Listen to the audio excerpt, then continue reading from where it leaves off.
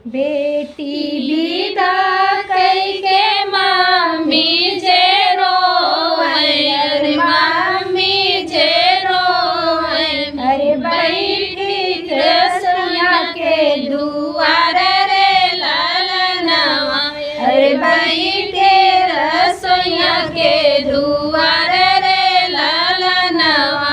अरे दुआरे से आवे बेटी के पापा, अरे बेटी के पापा। अरे सुना दनाया रज हमार रे लालनवा, अरे सुना दनाया रज हमार रे लालनवा। बेटी विदा कइके लइबे पतोहिया, लइबे पतोहिया। छुटी जइहे मन के वियोग रे लालनवा, अरे छुटी जइहे मन के वियोग रे लालनवा।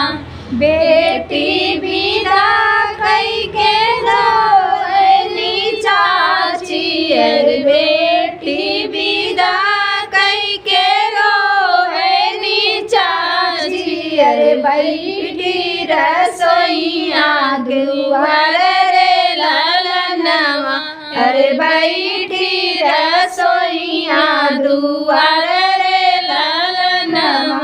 दुआरे से आवन बेटी के चाचा, अरे दुआरे से आवन बेटी के चाचा। अरे सुना धनाया रज हमार रे लालनवा, अरे सुना धनाया रज हमार रे लालनवा। बेटी विदा कइके लइबे पतोहिया, अरे लइबे पतोहिया। अरे छुटी जइहे मन के वियोग रे लालनवा, अरे छुटी जइहे मन के वियोग रे लालनवा। बेटी विदा कइके लावी जे रोए, अरे नन्हे दो के कइके लावी जे रोए। अरे बैठी रसोइया दुआर रे लालनवा, अरे बैठी रसोइया दुआर रे लालनवा। दुआरे से आवन बेटी के भैया, अरे बहिनी के भैया।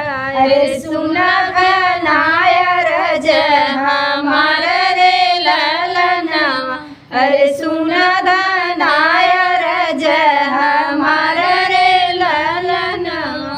बहिनी विदा कइके लइबे भाभी, अरे लइबे भाभी। अरे छुटी जइहे मन के वियोग रे लालनवा, अरे छुटी जइहे मन के वियोग रे लालनवा।